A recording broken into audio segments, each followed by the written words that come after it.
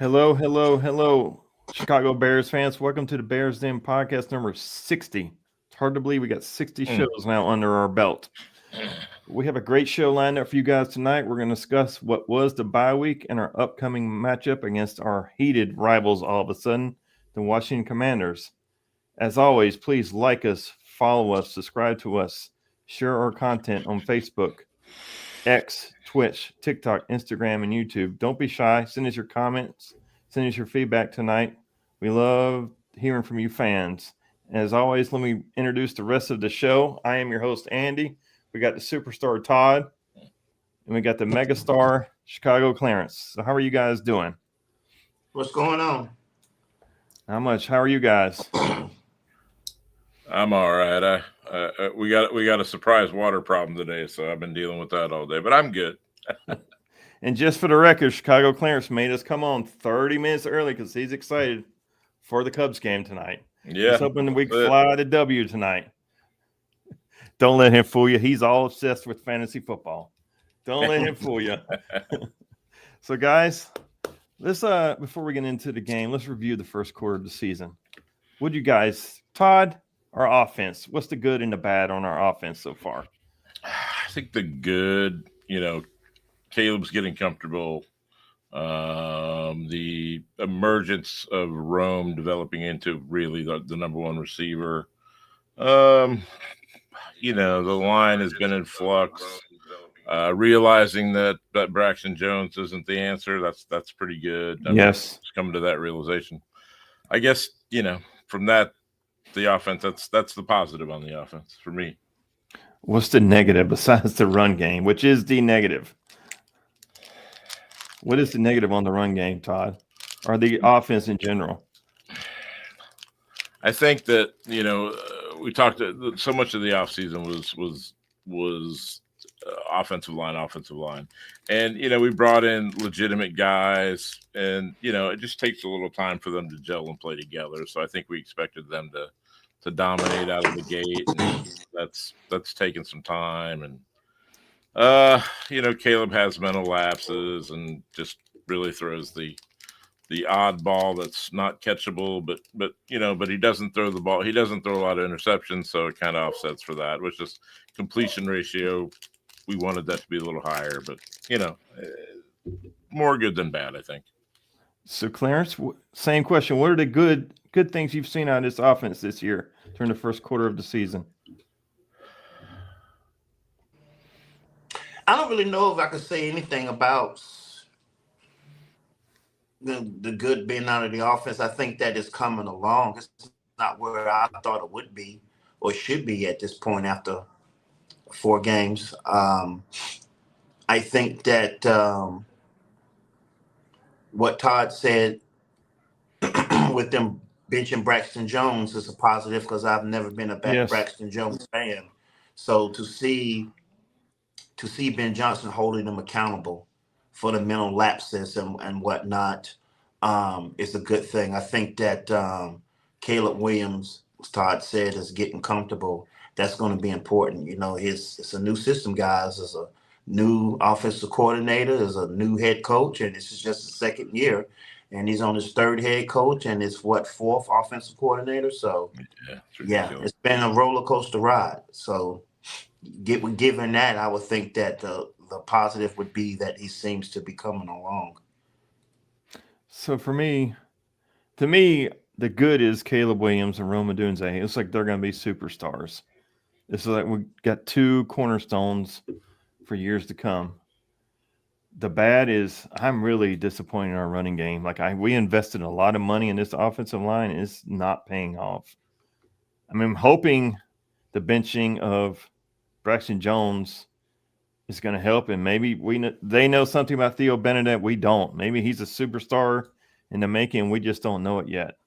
But I'm really, really disappointed in our running game. I feel like that's really hampering Ben Johnson and the offense and his play calling because he's got to know this running game sucks. There's no other way to say it. It sucks. We can't do anything on offense when we run the ball, and no team should respect our run game, and no team should respect our play action, our rollouts, our boots. I would just tell the defense to only worry about the pass when they face us. And that's just, but I don't know. I don't know how we fix it. I mean, I don't feel like, do you guys feel like it's all DeAndre Swift or is it offensive line? I feel like it's both. If you watch the Raiders game, there were Raiders in the backfield at handoff. That's not DeAndre Swift's fault. That is offensive line play. I mean, what do you guys think? Is it DeAndre? Is it offensive line? I mean, to me, it's both. It's not one or the other. It's both. Todd, what's your feeling on our? Yeah, I mean, look, Swift doesn't do much to get you excited about a guy that's gonna, run like he's hungry, right? I mean, that's that's one of us always said. That's his line. He runs like he doesn't want to get touched, and his days are numbered. I mean, he's going to finish that. Whether we make it a trade, which I don't know. I don't really see it happening. I think if we were going to do something, we probably would have done it during this week. I'm just going to ride it out. But yeah, no, he shouldn't be touched in the backfield consistently. So he's either, not hitting the hole that they're making, or they're not making one, and really with the sheer money that was spent on the line, we should be able to run block better than we are. And I'm thinking maybe part of that is, these offensive lines take a while to gel together. And so maybe that's part of it, but his yards after contact, I don't think are very good. So that's, so it's hard to pin it all on him, but a lot of it's him. Chicago Clarence, what's your feeling on a running game? Whose fault is it? Well, like you guys already said, I'm disappointed that we spent the money that we did on the offensive line, and we have not gotten any kind of return on it. I think the pass blocking has been better, but the run blocking has been atrocious. And on the other hand, DeAndre Swift is not a willing ball carrier between the tackles. He looks to bounce everything outside, which is a problem. He doesn't have really good vision. I mean, he has had holes that he could hit, and he has just not done it. So I think it's a little bit on both, but I think more so the offensive line has just not been good. I think maybe a lot of it falls on Poles too. I remember 2 seasons ago, we're in the offseason, we're going to free agency, and I mean, right out of the gate, like everyone was supposed to know it, or usually the first 2 or 3 signings just make sense, and teams kind of act like they know what they're. We're going to target this one. Like when the Bears signed Julius Peppers, they knocked on his door at 12:01, and did that deal. Like you knew it wasn't a foregone, but it was a pretty good chance that was going to happen. I hit you guys up. Well, let's see, what did we do? We signed DeAndre Swift, and it was what and why, right? Because it didn't make any sense at the time, and it still doesn't. And so, I think certainly some of this blame ought to go to the GM. So Alicia Small says we also need a stronger physical running back that can help. I think it can't hurt. I think we need the exact opposite in DeAndre. I think they're trying to do that one with Monangai. He's shown signs of it that he can do it. But I just think it's also the line. The line is just not getting it done. He came out with a solid reputation of being able to pick up some yards after contact, and being solid in pass pro, and not fumbling the ball. And that's a good guy to have in your team. He's not your number one back, but like I said, I've said this, I think every week, we're going to have 4 new running backs next year. In that room, the only guy standing will be Monangai. I believe that 100%. I mean, I think Roschon is. Yeah, he may get cut if he they may not make Booker it through the season. Yeah, they may need to. He may get cut when they have to. They're going to have to cut somebody when they activate Booker, right? And Homer. Both of them are due off the IR in 20-something days, or whatever it is now, 18, 19, whenever they were officially moved. So, Clarence, let's go through defense. What's the good and the bad and the ugly on the defense this year? I know you're a defensive guy. Good, bad, ugly on our defense so far in the first quarter of the season. Our defense, if you want to say good, I think the emergence of Stevenson will be a good positive. I have been pleasantly surprised with our safety play as well. I think that they have done a pretty good job. Our linebackers have been so. Guys, we can't stop the run. Right. No, we cannot. We can't stop the run, and we are getting zero pressure on opposing quarterbacks. I mean, if you just want to go to the Minnesota game, that was a tale of two halves. You know, the defense was doing their thing in the first half, the second half, the third quarter. We couldn't stop them. And this was a rookie quarterback, for God's sake. You know, with their number 2 wideout not playing. And, Right. you know, they just went down the field on us at will. Made some adjustments, and the defense, you can say they ran out of gas, but then when you start looking at what the Raiders did to us on the ground, that's just unacceptable. Yeah. You just can't give up that kind of yardage. I mean, you had guys not staying in their gaps. I mean, gap integrity was bad. And that's the stuff you learn in off season. Stay in your lanes. You have got to stay in your lanes if you're going to keep big plays on the ground from happening. So that was disappointing. But I've really, really been disappointed in our ability to get the quarterback on the ground. We just can't do it. No quarterback pressure at all. We got to be near the bottom in sacks and quarterback hurries. We don't produce pressure on a quarterback, and this was one of the things I have been harping on for over a year now. Right. We need another edge rusher. Yes, and then, it's the gift that keeps on giving in the preseason. Our number 2 edge rusher, as I have said before, for some dumb, stupid-ass reason, we put him on special teams in a preseason game that we're up by 4 touchdowns. Your number 2 edge rusher. And we ain't seen Booker since. And they're talking about he may not play this week. So, I mean, come on. Yeah, we've got 5 sacks for the season, and nobody has more than 1. We have 5 guys each with 1 sack. That's pretty terrible. Yeah, and by the way, Montez Sweat is making $1 gazillion a year. Where's his ass at? Yeah, he is. He's drawn the attention of the Chicago Bears media, the fans, everybody. That's where I was going to say. I mean, for defensively, I'm most happy with Byard. Has played very well this year. Stevenson is finally looking like a number 1 quarter, and he finally looks like he's got that shit show of Washington behind him from last year. Yeah, Byard looks like a guy who desperately wants another contract. Yeah, and Noah Sewell, I think, has played well. Yeah, and I'm happy to give it to him with this performance. Yeah, Noah Sewell's been the surprise. Yes, because I wasn't even confident he would make the roster at the beginning of camp. Now you can see why we drafted that kid. He's been solid. Yeah, yes. So that's good. Disappointment. Man, we cannot stop the run. We just cannot. That's a bad combination to have. We can't run the ball, and we can't stop the run. And of course, Ashton Jeanty has his breakout game. When I got to play somebody in fantasy who started him, he goes off for like 75 points, and I lost that game. Even though my fantasy team scored 178 points, but that's pretty good. Yeah, this wasn't good enough because he happened to get 210, but that's fine. Whatever. Yeah, I'm very disappointed in our defense overall.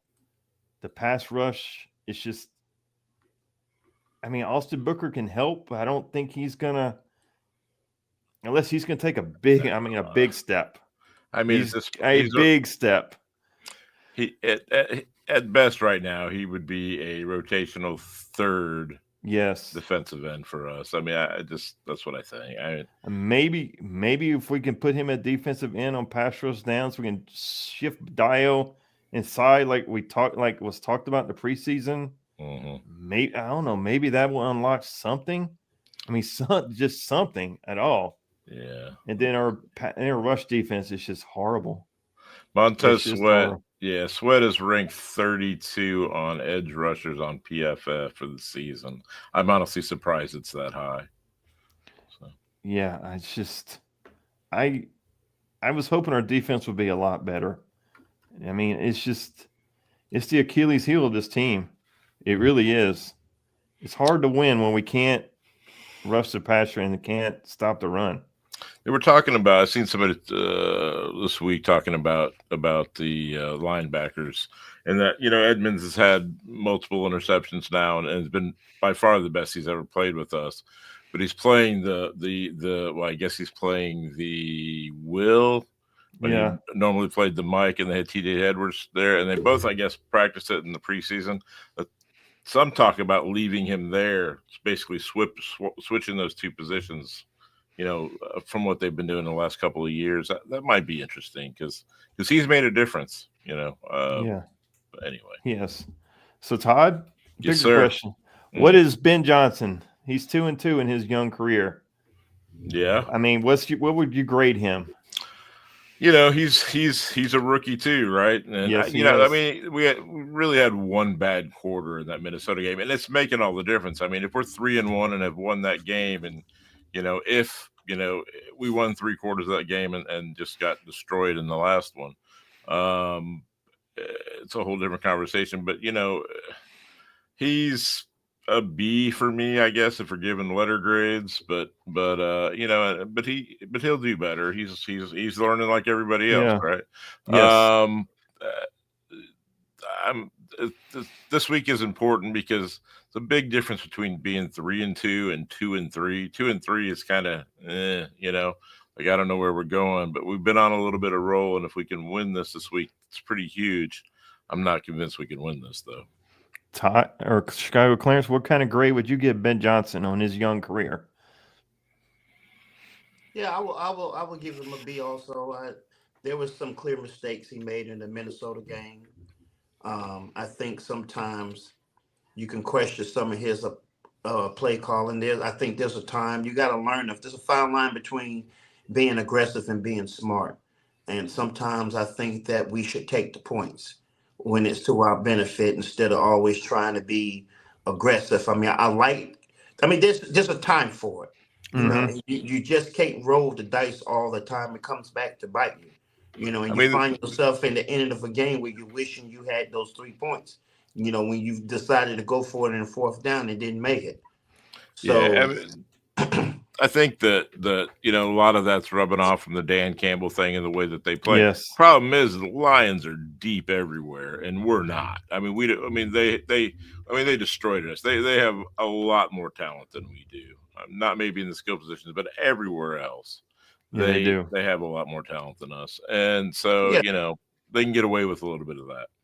Yeah, I mean, you know that you're in the game. I don't know if you need someone to tell him that he ain't in Detroit no more. You in Chicago. You got to play to the strength of the roster that you have, and sometimes it just behooves us to be smart and take the points.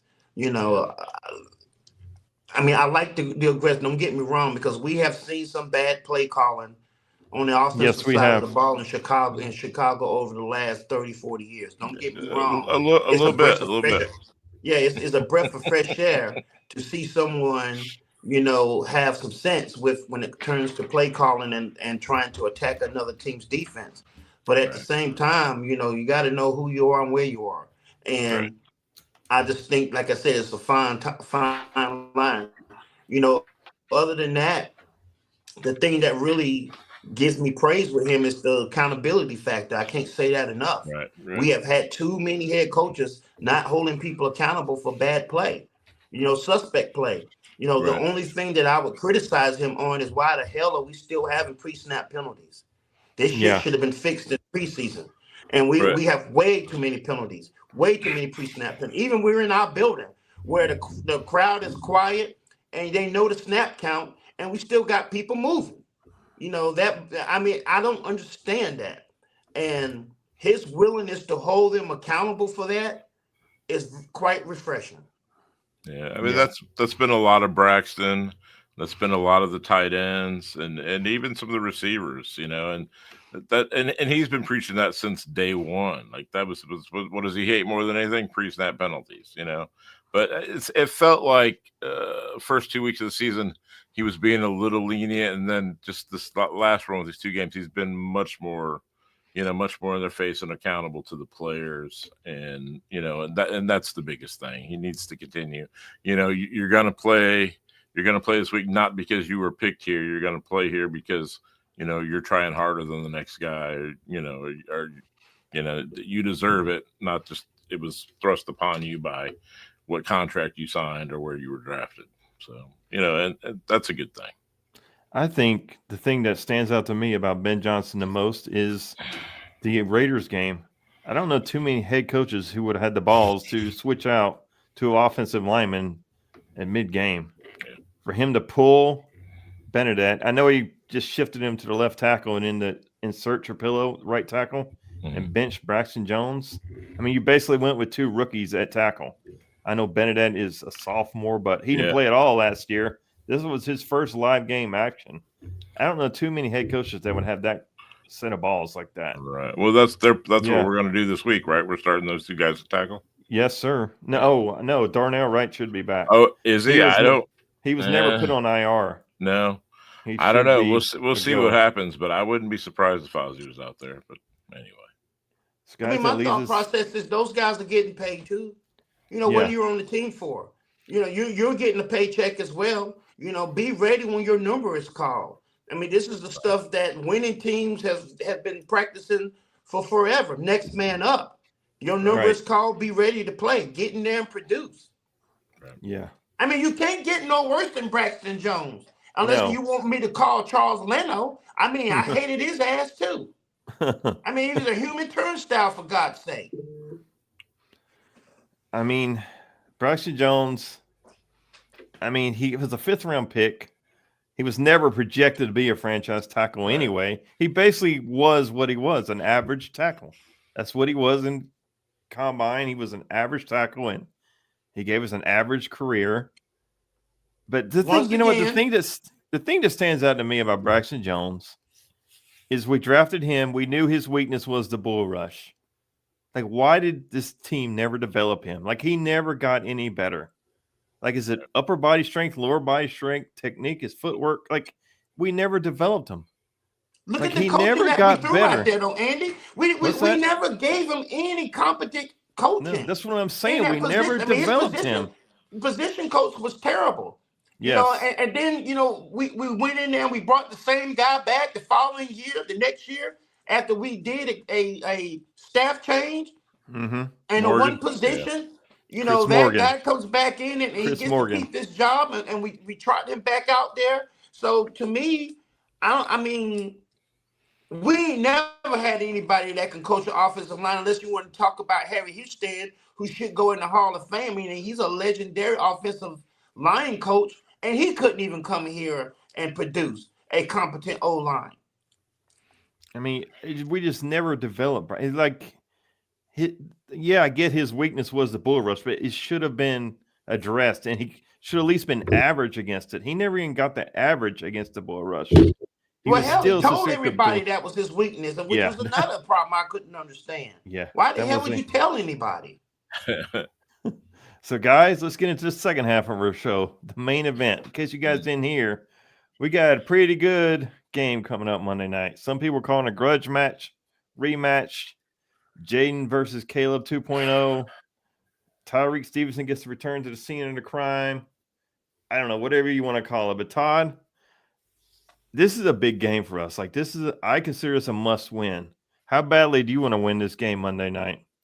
Well, I want to win the game. I just literally an hour ago watched their game last week, the Commander game last week, and I'm concerned. Oh yeah. I am very concerned. This is the one that concerns me the most right here. If you can see it, I couldn't believe it when I looked this up. Washington has the #1 running offense in the NFL. Not just the NFC East, not just the NFC, the entire NFL. And then you look at us, we're next to last. And that's what Daniel's missing half of the game so far, right? Yes, he's missed 2 games. He runs, but he's looking to do other things. From what I saw, I didn't see any real direct runs, like snap, this is what we're going to do. I mean, he'll take off, and when he does, it's dangerous. But I think we're going to have to load the box up. We don't have any choice. And, then it might be a long day with Deebo Samuel. But we're gonna have to spy Daniels, and we probably have to bring somebody up. They run the ball effectively. They run Yes, block. they do. And they run the ball effectively, and we can't stop it. I think that's probably the biggest glaring thing we have. We can't stop the run at all. No, if I'm Washington, I run the ball 50 times. So, Clarence, I'll let you answer this question from a fan. Eric Rarick wants to know, how do we stop the bulldozer of a running game when we have one of the worst defenses? Yeah. He's not wrong. I mean, I don't know how we're going to stop it. Clarence, are you concerned with their running game versus our run defense? I mean, our run defense always concerns me. Don't get me wrong, but looking at the Washington Commanders schedule, tell me one defensive line that they played against that, was impressive. Because if you want to talk about the the Los Angeles Chargers, that was a beat up team. They got injuries on their D line. And if you want to talk about what their D line did to their offensive line, they got injuries all across. I mean, hell, the Los Angeles Chargers offensive line, I think they got only one starter playing right now. Joe Altwood didn't play. They didn't have their left guard or their right guard. So, they had injuries all across the board. So, with that said, there's a reason why they got the number one rushing offense right now. They ain't played anybody with. Well, the Giants. Not to say that we have one either, but I'm just saying. I mean, we could be talking smoke and mirrors here. I don't know. The Giants' defensive line is pretty solid. They had injuries though. Not everybody played in that game. That was week one. They and the Falcons' defensive line is much improved. Now that's mostly pass rush wise. The Packers they played, and their defensive line took a hit with that trade. As far as run stoppability with Kenny Clark took a hit with that trade. I don't know. It'll be interesting. I just know ours is bad and their numbers are good. And visually, like I said, it was a Charger game that I watched, and they just it seems like they could pick up 9 or 10 yards about any time they wanted to on the ground. So the Commanders have played the and Chargers. I watched that Packer game. They were pushed around. They played the Chargers, Atlanta, Las Vegas, Green Bay, and New York Giants. Yeah. So with the Giants being the better defense out of all of them. But that was week one, and the Giants' defensive line has come on. But we're a long way from week one. So the only opponent we have just saw New Orleans, throw a whole lot of points on that Giant defense. Yeah. So, but with that being said, the only opponent we have in common so far would be Las Vegas. Mm-hmm. They beat Las Vegas 41-24, and we needed a block field goal. So that's the only. So Tyreek Stevenson, Todd, you've said this more than all of us. He gets to return to the scene of the crime. Yeah, it's a big deal for him. It is. Hopefully, surely he's gonna, keep it under control. I think he will. I think that they don't really. If McLaurin's out, then it's Deebo, and really it's Deebo.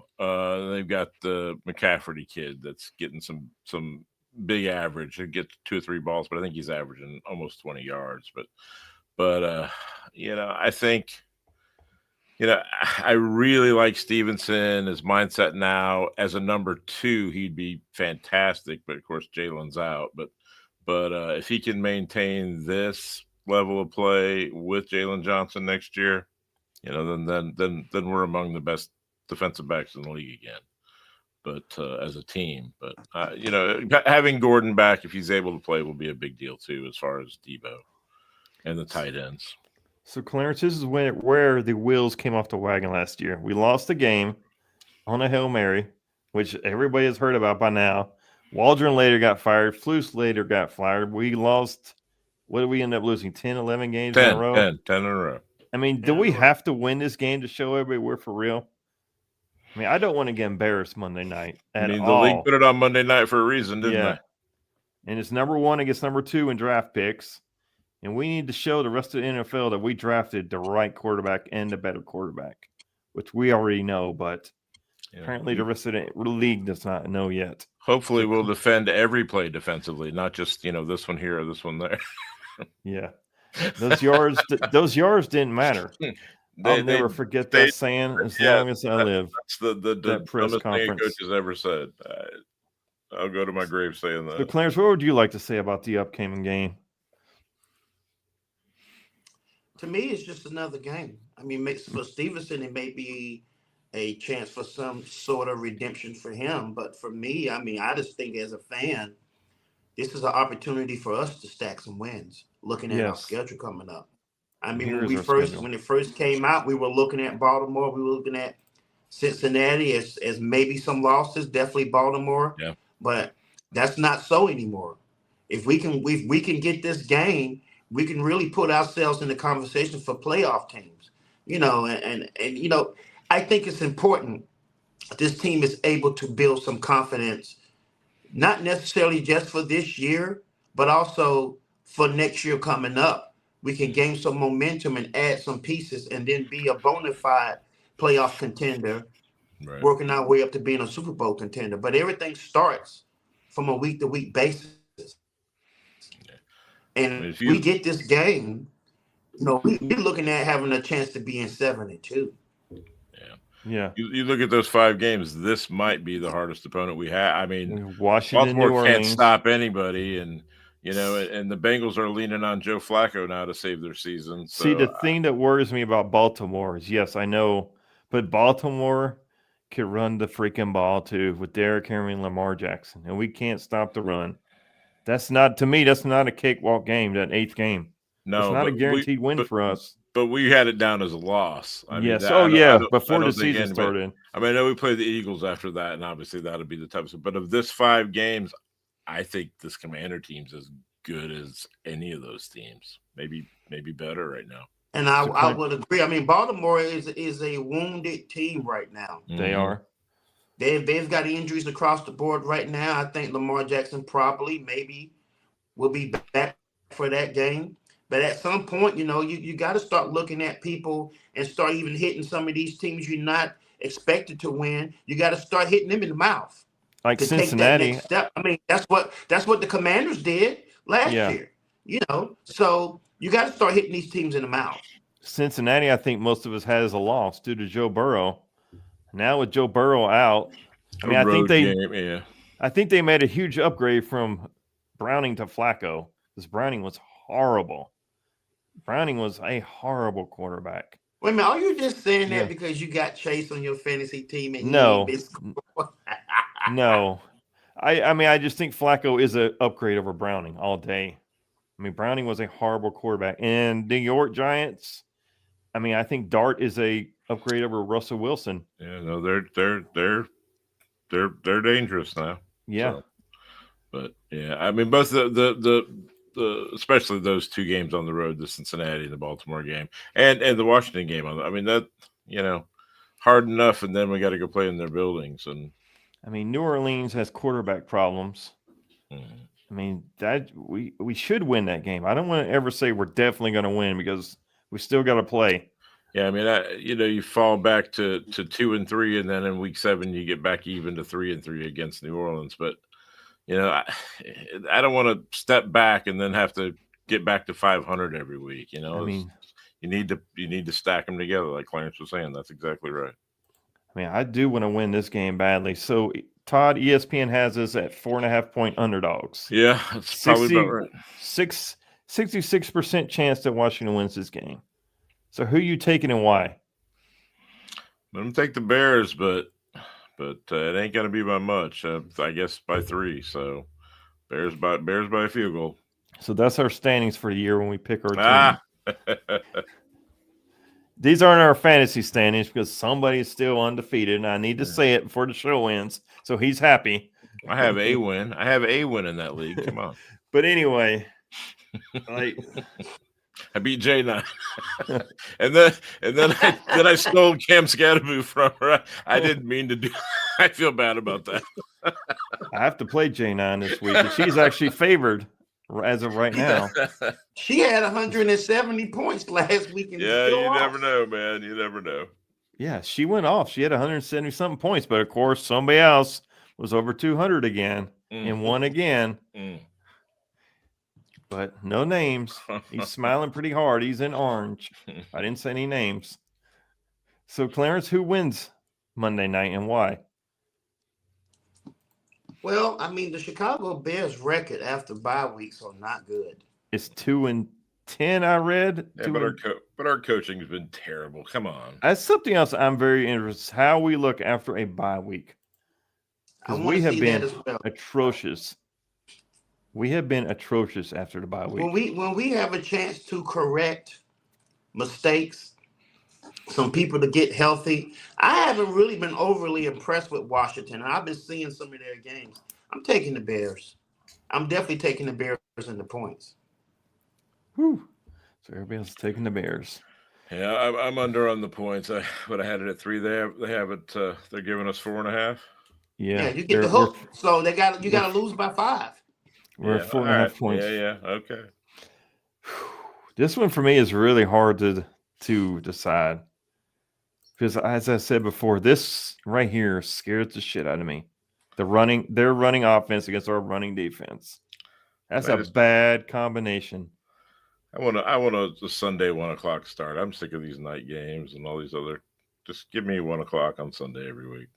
Yeah. But I'm gonna roll with the Bears. I think this team, the players are left from last year, they want to redeem themselves because that was embarrassing.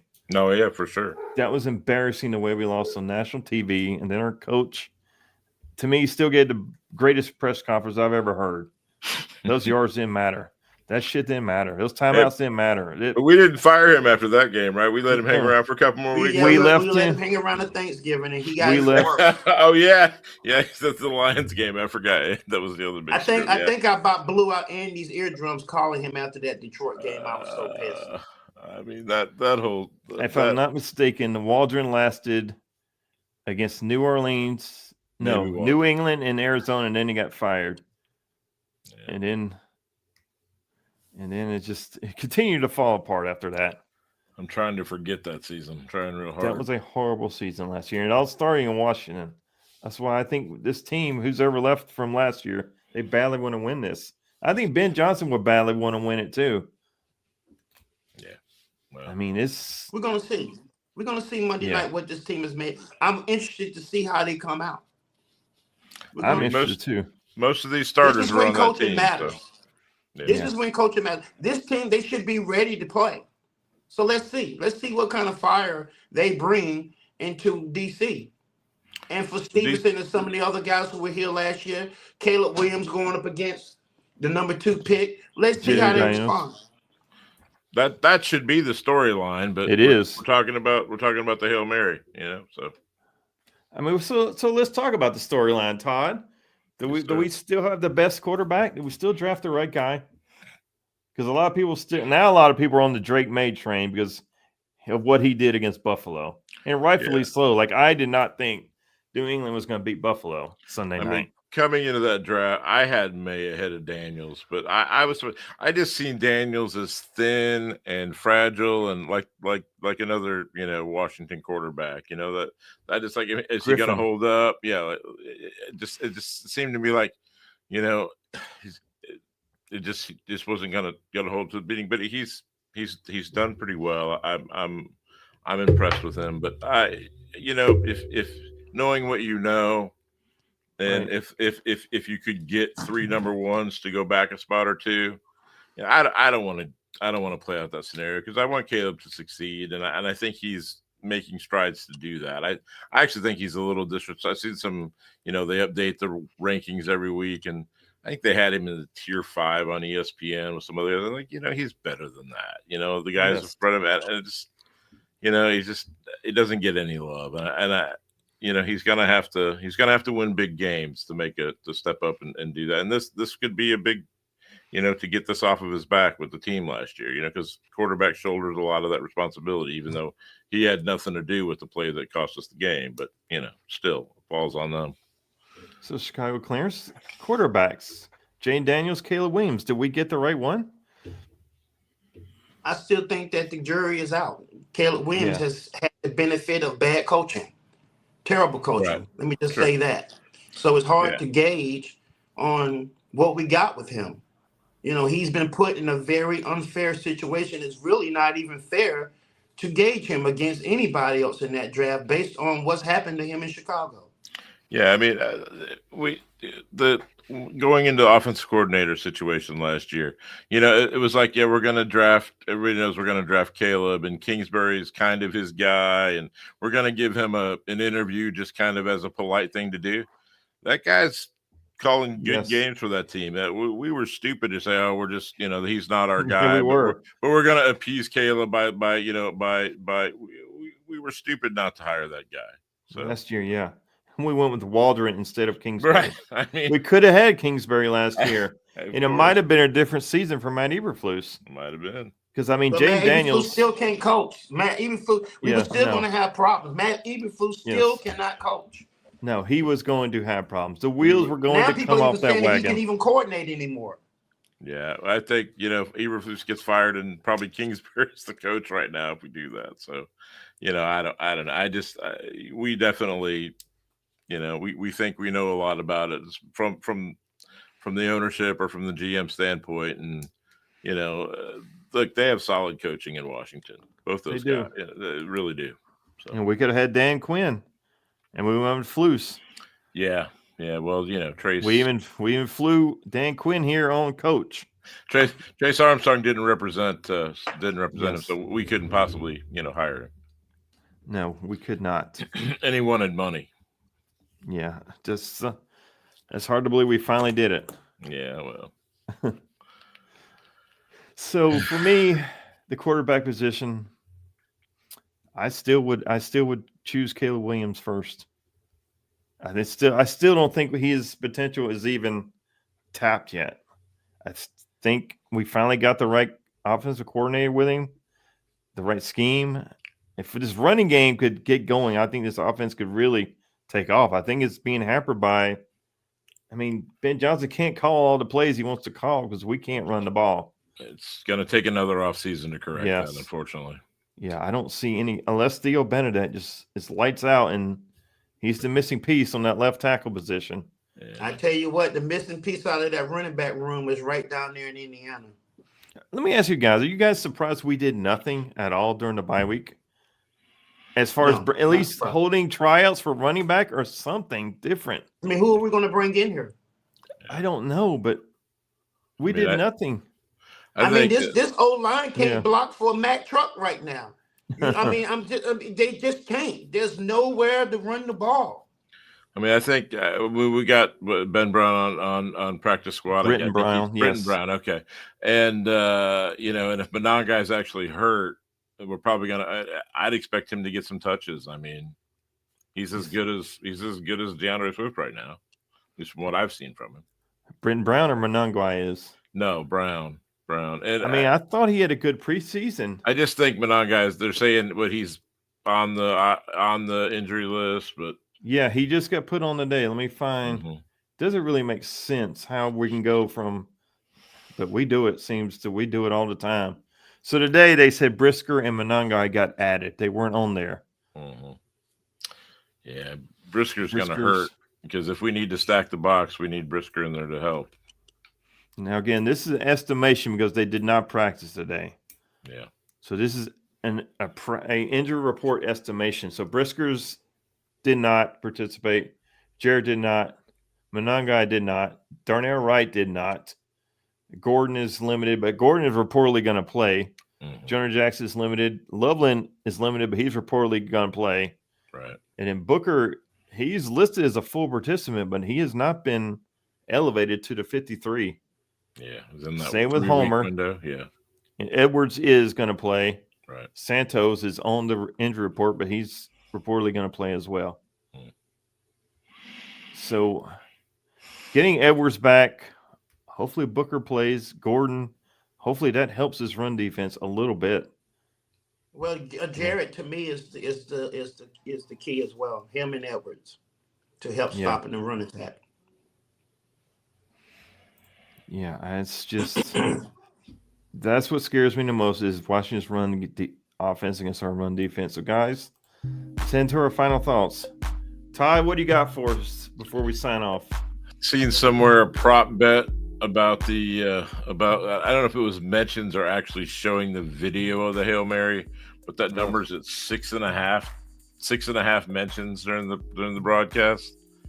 Man, it makes me want to throw up. It feels like the whole, Trubisky. Every time you see him, you've got to mention that quarterback that plays in Kansas City. What's his name there? But anyway, I just Mahomes. Hopefully, I know, but I just hopefully it'll be the end of this. I know that the Mahomes thing's gone. If you still see Trubisky playing, sometimes they'll mention that, which is just crazy. But it's crazier we drafted him over Mahomes 6.5 times.